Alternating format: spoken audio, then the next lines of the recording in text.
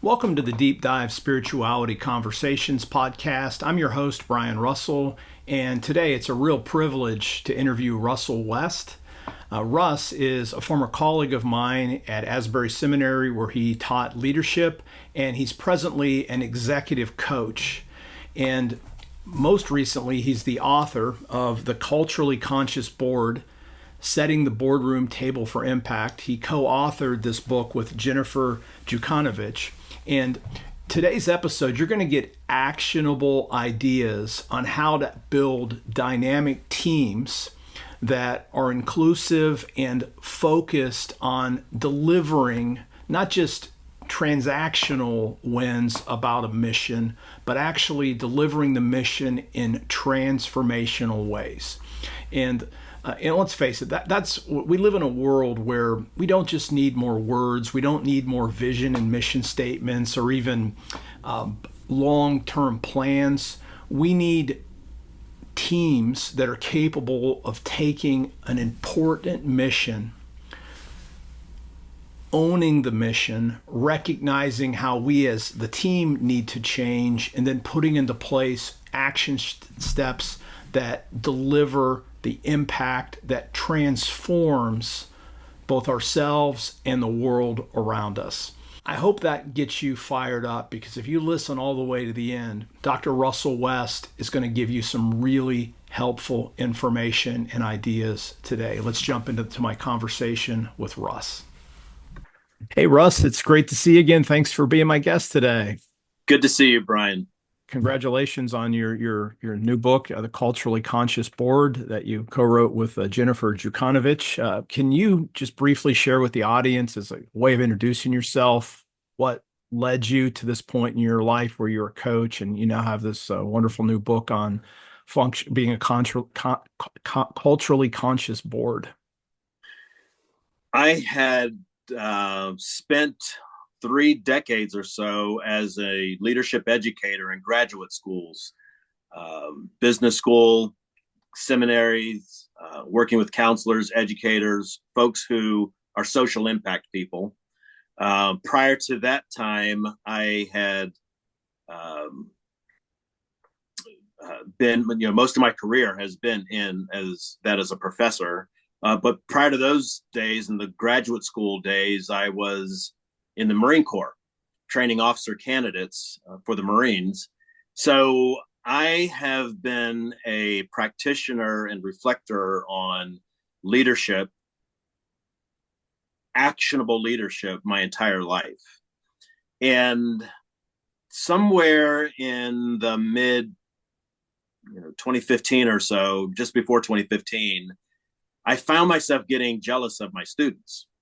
The way that I've hosted my courses, in order to get good grades in my classes, you had to go out and do something. I held myself to that same standard the entire time that I've been a professor. I was always consulting with nonprofits on the weekends or in my spare time. Many of my colleagues who are literature focused could go to the library and maintain their authority by being present and conversant with published literatures. My authority as a leadership and organizational professor required me to be out into the field, working with organizations, working with teams, hammering this stuff out in the real world. And in 2015, I was actually in Seattle, and I had a group of doctorals with me that were learning systems theory by doing The Amazing Race. I had shaped up a game called Get the King, and they were tasked with going throughout the city of Seattle and discovering who's falling through the nets, who's falling through the social nets, who's being missed, and who's there mending the nets, who's repairing the breach, who's catching folks. They had to produce a 22-minute film, each of these 4 groups that were in vans traveling all over the place. And that Friday morning, after being there for a week, they would each show their film, and they'd all give a thumbs up. And one team would get a box of chocolates after everyone voted to say this was the best film. And I realized as one of the groups was debriefing this, and I was looking at the screen as one of the learning colleagues was interviewing a homeless neighbor that a tear was coming out of my eye. And that tear seemed to match or even reflect some restlessness which had been happening inside of me. And that's when I realized, oh, Russ, you want to be like your students. You want to be in the field. You want to have your hands down in this poverty, wicked problem. And I knew that the jig was up, that something was happening inside of me.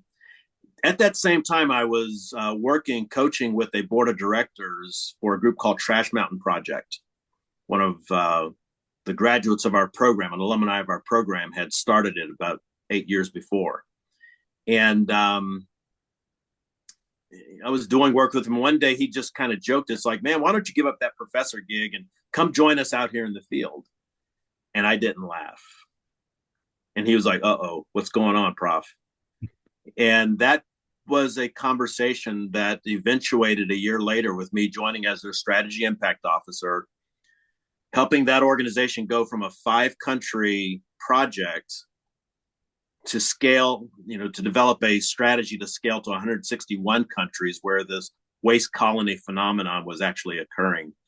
And 2 years into that dream job, they had a donor crisis. Mm-hmm.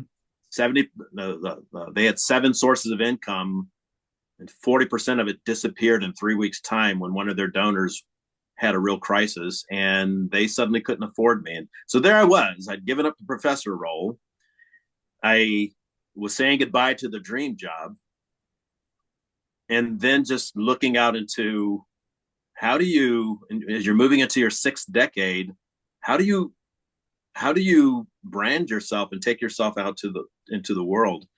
And a college roommate called in Central Florida, said, Russ, I need a leadership developer on my team. Would you consider joining me in some of the healthcare work that I'm doing with C-suite teams, the executives that run hospitals, chief executive, chief medical officer, chief nursing officer, chief financial officer, chief HR. Would you help me with the teamwork that I'm doing with these groups? And at that point, I would have taken anything, but it was one more stone in the bowl that was consistent with my entire career, that I had always been situated as a leadership educator with folks who are at top of license, Marine officers, PhD students, leaders in the healthcare, another wicked problem inside of society. And I realized that I've got a distinctive perch of thinking about the chief executive teams of organizations and the kind of ambiguity that they bring. If you've ever worked with a doctoral student, and I know that you've worked with hundreds of doctoral students in your career, each of those stories begins with kind of executive ambiguity. I know what I want to do, but I don't know how to do it. Or I've got a problem here, but I don't know how to bring it about. And although they called them professors, I've always thought that my career choice was wrongly named. Professor sounds like you're espousing something, that you know a lot of things. And I think many professors do. But I wonder if that profession might not have better been called inquirers.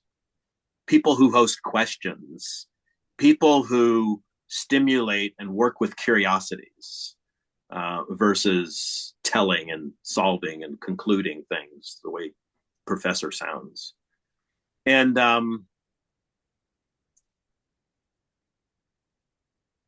so here I was again, working with these teams, a couple of charities, the Murdoch Charitable Trust in the Pacific Northwest, Kellogg School of Management, working with their nonprofit executive program, got in conversation with me and said, hey, could you join our teams as a leadership educator? And in those spaces, I realized I was suddenly working with one more top of license group, boards of directors.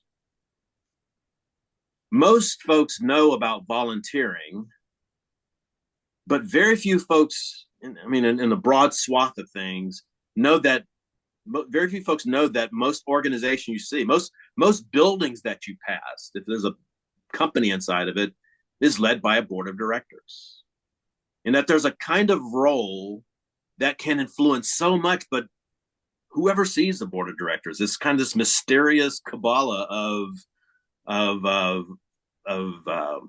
volunteers, often in the nonprofit world, or business executives in the for-profit world, that often have no face. It kind of matches the faceless bureaucracy reputation that organizations have.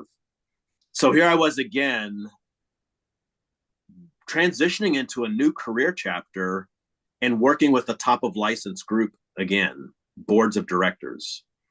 And as I was going into about the 5th or 6th year of that, teaching on culture, Kimberly Thornberry at the Murdoch Trust listened to Jennifer Jakanovich in my presentation one day, and she's like, I think this is more than a team training process. You two may want to think about putting this into a little book form. And Jennifer and I sat down that afternoon, and it's like, what do we have that goes beyond the controlled environment of Murdoch's 3,400 nonprofits that they serve?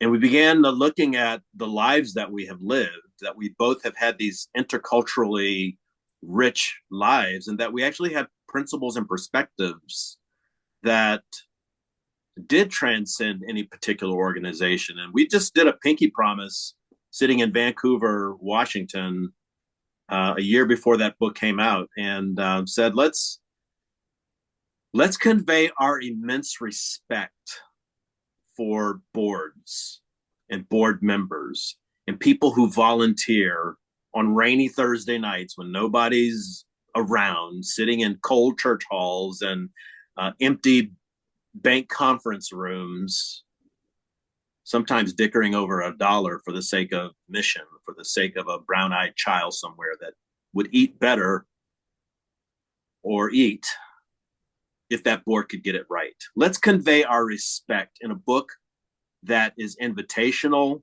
that has the quality of something that you would want to give to someone as a gift, and to see if we could stimulate curiosity around cultural perspective.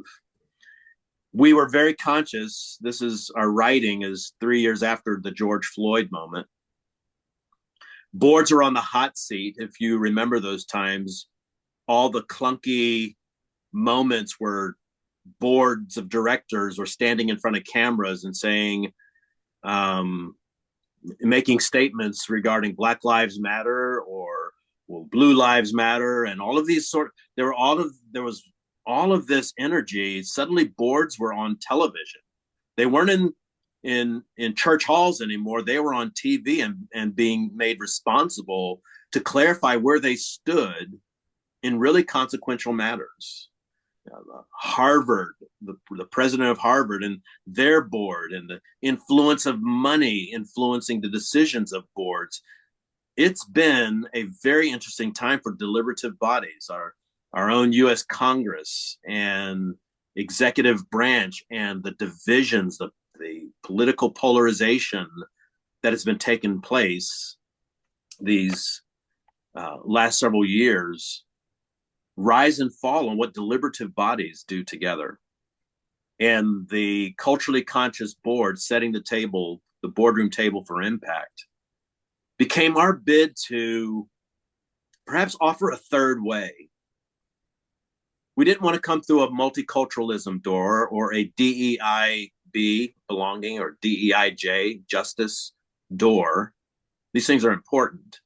Mm-hmm. But it has been our experience that once you begin the choreography of some of the race talk, the gender talk, the polarized talk, you'll find yourself ending where you started, because a lot of these wedge issues have been shaped by professional rhetoricians so that it's impossible to resolve anything, particularly at the dinner table with Uncle Frank at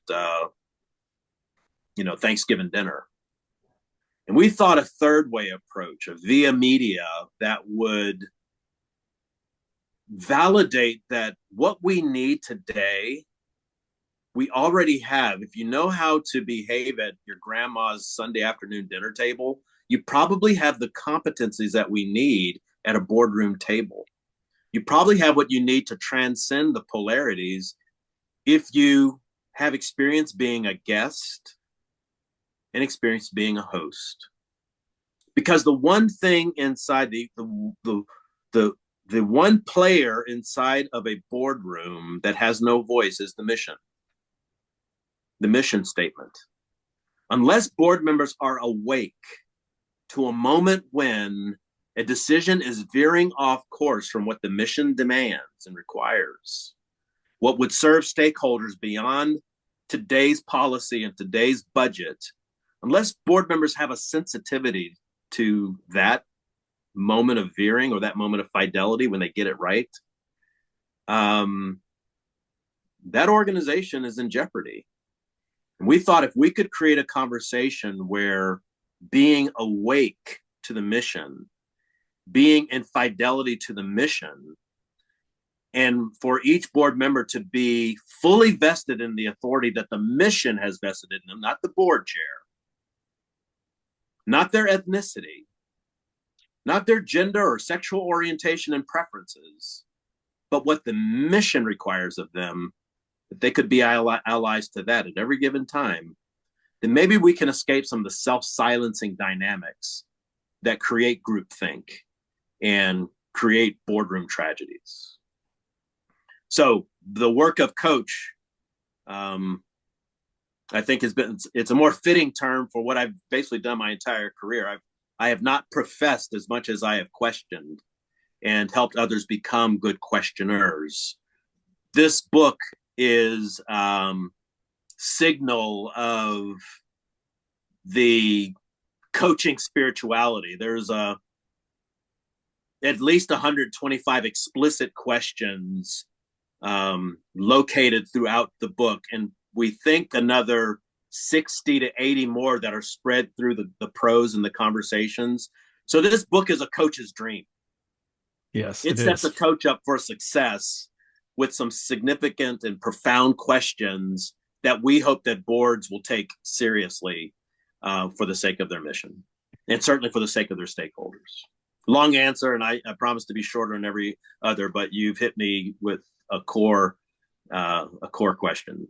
No, that comes out, and I just want to ask a follow up, and because we were colleagues at Asbury Seminary for a season, and again we were separated by states. We were in different campuses, but my biggest interaction, we worked on with a doctoral student together, and that was fun. And then my real memory, where I really got to watch you in action, was we were on a search team, and I've always lacked a lot of self-confidence. I always felt like I was over my head on these things. And I just remember watching you, of all the people on the committee, just ask really powerful questions of the people that were being interviewed for the position. And off sort of like, not off the wall in a bad way questions, but the kind of questions that there's no way to prepare to answer it per se. And you mentioned already how like you did Amazing Race as a teacher, and I'm thinking like, geez, my assignments are really boring. And I've seen your syllabus, and I used to think, oh my gosh, this would be so hard if I was in the class, because it would have stretched me, a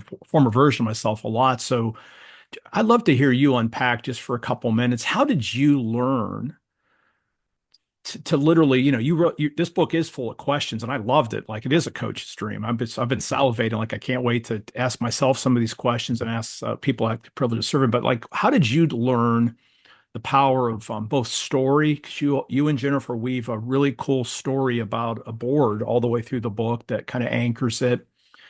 So you have that piece, and then you do have information. So there's a little professing in there, but mostly it's how do you integrate the principles with all of these questions? So how does a person learn to become a better questioner? Because I'm guessing that's a learned skill. It's not something that was literally in your DNA at birth.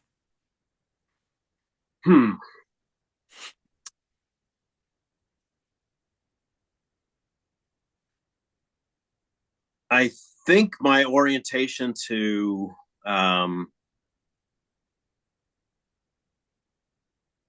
an inductive approach to learning and knowledge making comes from my Africanness. Let me tell you what I mean by that. Um,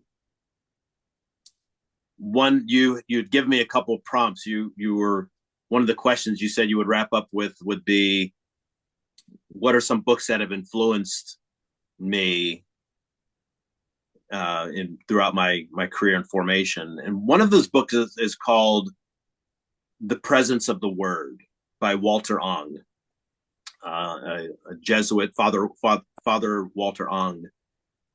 And it's a study of orality. Orality is often contrasted with literacy, but it's an identity for many people in the world whose preference for communication, their communication style, does not come from literacy, but from face-to-face interaction, lived experience, and action-based worlds.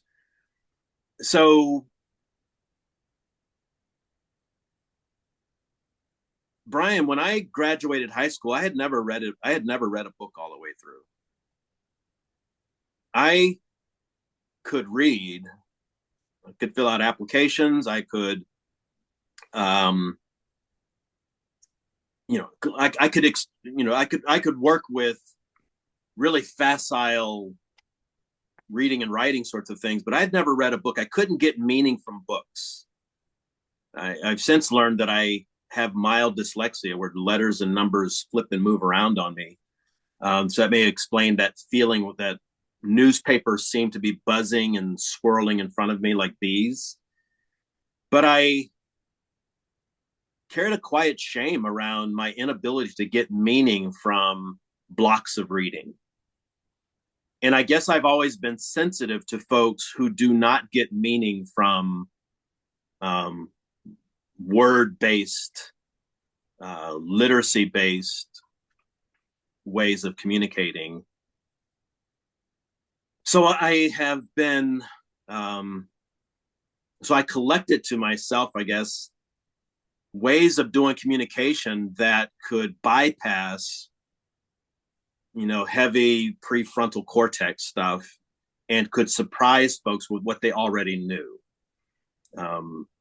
I guess my appreciation of the Nazarene is that he could use loaves and fish and blades of grass and the conditions of the sky and what sailors already know to get a point across around something that no one had ever seen before. And I sort of thought that I belonged as a follower in the faith of Jesus because he made room for people who did not get their messaging from scholastic competence. And that was my orientation to meaning making, was the collecting of stories and the being in stories and awakening stories and expressing curiosity about other people's stories for my entire life and entire career. And it would be somewhere in the pre-doctoral days while working with in community development with neighborhood kids, at-risk communities, that I began developing strategies to get learning across with primarily teenage boys and dads, by using music. I remember the 3 R's were rhythm, reels, and relationships. I was trying to work out a theory of contextualization by seeing what we could get done through music and through storytelling. So a group and I actually received an Angel Award, not a Grammy, but an Angel Award for a rap that we created called Stepping Into the Light. I and a small team of teenagers wrote the rap that became this Angel Award winner. But we created we used accessed all of these professionals. This was in Virginia Beach, Virginia, where there was a television studio there, and we accessed all of our filmmaking friends and MBA friends and pulled together all of these professionals and said, let's get the teens being mentored by the professionals, and let's answer the question, what are they going to do this summer by making this rap video? And eventually got picked up by New York and LA based music video professionals, and they took our case on. But it's an example of the discovery that the sung word, the lived word, not the frozen word, which is the way Ong would describe literacy, the living word was a way of being in the world. So I've been seeking to validate that. I was the first in my family to go to college. Like I've been, a few buddies and I, we started a community college in the Tidewater area for first generation college students.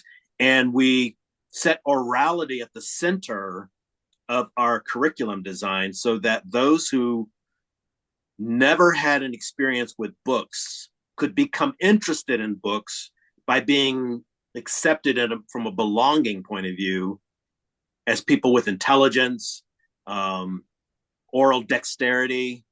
And we created assignments where that could shine. And I guess what you've seen go through my career is taking folks into an amazing race is still that immersive, observation based or observation validating approach to learning that allows literacy to come as a late arrival in the presentation, in the design process, not the leader of the design process. So that's been a mission of mine throughout my career. And you see it showing up in the book that as quickly as we could, we tried to get board members into around a table, looking to their left and right saying, hey, this table feels familiar to me. Crystal seems like a credible new member of a board that I've seen before. She reminds me of myself. And folks who have interacted with the book have told us, it feels like I was in a board meeting the entire time that I was reading your book. So if that's the feedback we're getting, and we're getting a lot of that, then to me, it's a box checked. No, it really does. It reads, and this would be a compliment. I mean, I think Patrick Lencioni, like Five Dysfunctions of a Team, he has that. It's really a story that, and yours isn't quite the full. I mean, it's not just a story, but you have it packed in a way that makes it completely readable and actionable. And I have to watch the clock here for our time. So trying to think how I can ask one or two questions to just let you talk a little bit about the book. I'm almost wondering. Again, the book is so good. Like part one, you deal with culture. I'm going to grossly summarize that, and then the second part, you walk through. It's still culture, but you have those five I's: identity, intention, invitation, investment, and impact. Um, I think I'm going to start with the last one, and then I'll let you pick up some of the other ones because the I was struck by impact, and I know my life changed ultimately when I realized it's something's got to come out of my action, or ultimately it doesn't matter. And so you have this beautiful ABCs of impact, and I loved how the book ended with that. So it wasn't just having a board that gets along, but it was literally after all the work that you do, all the community, all the formation, the cultural changes, that it's about transformation and making impact. So let me just let you start there and kind of do your thing and maybe weave in some of the other stuff in the book so people get a flavor for that. But what are the ABCs of impact? Yeah, the one of the most difficult things to do, and actually I'm quoting Machiavelli when I say this, believe it or not. He says one of the most difficult things to do is to introduce a new order of things. And in his case, it was to colonize people, and to show folks how to colonize people as princes and kings. But truly, to bring about a change in a neighborhood is a really difficult thing, because culture has a twin process that causes it to exist. That's true of the cells on my skin, or culture of a team or neighborhood organization, or a geopolitical society like the United States. These twin processes are happening at all times. We are always seeking to create a comfort zone, a space that is stable. And if we want to eat, we are also going to extrude out from that to create a world of sustainability, a way to exist. So we are always settlers and pioneers, and it's a tension. So a organization is always going to tend towards comfort. It's going to tend towards habits and habituation. We can say it's going to tend towards a sleep state. If it doesn't have the counter energy that says we've got to be awake because we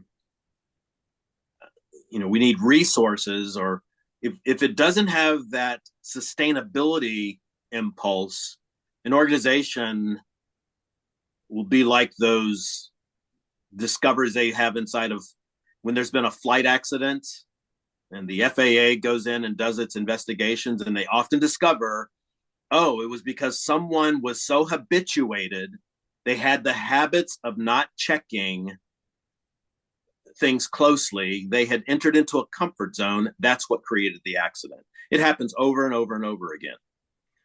It is the anxiety of not knowing what comes next that leaves a group to move from stability to sustainability. So certainty can be the enemy of success. We need the chaos and the stability working together. So impact is in the ABCs of impact. A stands for awareness. Those kinds of changes that we want to make that bring a change in people's awareness is a report card that a board has got to use. Does our mission lead to folks having a different mindset, different attitudes? Behavior is the B. Do they have different conduct? Are we working in such a way that they will do something differently when we're done with our mission, if our mission succeeds? And the C is conditions.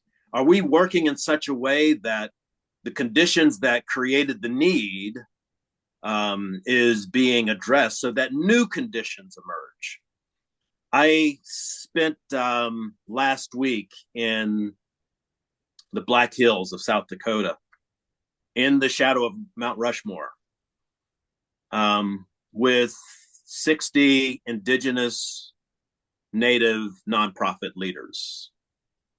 A group, Hopa Mountain hosts, it's called Strengthening the Circle. And this is a community that refuses to be marked by the injustices, the scarcity, the marginalization that has happened in Native communities historically. Instead, this Strengthening the Circle group of nonprofits have positioned themselves to be the innovators, the generative conversation hosts, the resource attractors on behalf of tribal communities where they serve, represent. And the ABC conversation that you are pointing to around impact became a defining conversation as we were working through what it would mean to create strategies and strategic plans that are faithful to oral communicators. That yes, these things would be reduced to captains' calendars, cash, the paperwork, but would creating a strategic plan alone get it done? No, the answer has to be only if it could be measured by a change on the ground. And the community was expressing some significant appreciation for a conversation that really began with impact. I believe it's a closed circle. In fact, the 5 I's you refer to, identity, intention, invitation, investment, impact. Those 5 I's are actually a logic model. It's the same logic model we use when we say to a child, honey, you'll see me at the soccer game Saturday morning at 9 o'clock. I'm going to be there. Because of who we are identity, if Papa says that, that's Papa and daughter's connection, right? There's an identity piece there. The intention expressed there. We change everything. We change our work schedule. We fill up the car with gas. We do whatever we need to do because we've set an intention to be there Saturday morning for the soccer game. Invitation is the people piece. We, again, rearrange. We get folks in the car. We get folks out of our car, whatever it takes to get at that soccer game. Investment, we make sure that we quite honestly, we change everything around so that 9 o'clock on Saturday morning, when that child looks to the sidelines, she sees dad there. She sees mom there, whoever made the promise. And they may go on with the game and never give the parents another thought, as children are wont to do sometimes. But making a promise and keeping a promise is connected by a logic model of intentionality, investment, rearrangement. It is, as a friend of mine once said, it's a form of speech that says, although there's a postponement, there will be a union between word and deed. And this is what we want for boards, is that they would be the guarantors that there will be a union between word and deed, that they will reorganize everything inside of their system, that there will be budget alignment, that there will be personnel alignment, that they will go out and make friends. Nobody likes raising money. Nobody likes asking for significant sums of money. Everybody feels the nerves for that.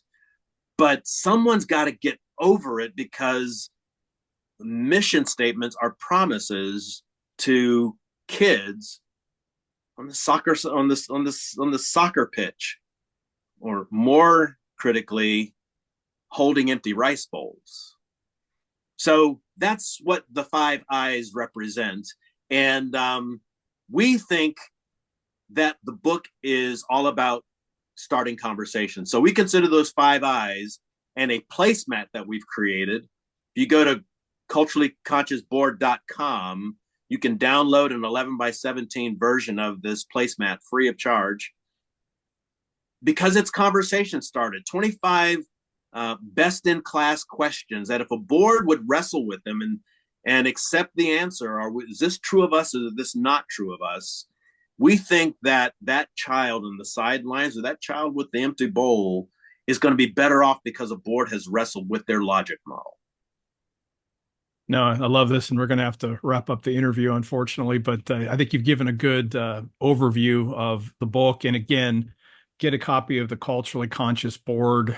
Even if you're a pastor in a church that leads committees, if you just have teams, or if you're literally part of a board, whether it's for profit or nonprofit, this book will actually bless you. And I'll use that kind of religious language, because I know it opens up futures, because answers usually close off conversation. The kind of questions that Jennifer and Russ have put together in this book open up new futures if you have the guts to ask yourself the kind of questions that they put in the book. So again, I want to thank you for being my guest today, Russ, and thank you for really pouring your soul into this book. Let me ask just like one last question. Like first, let people know how they can get a hold of you. And if you mentioned the book by Walter Ong, a couple other books that have been helpful, maybe besides your all's book that you found really helpful, and then we'll kind of close things off after that. So how can people get a hold of you? Yeah.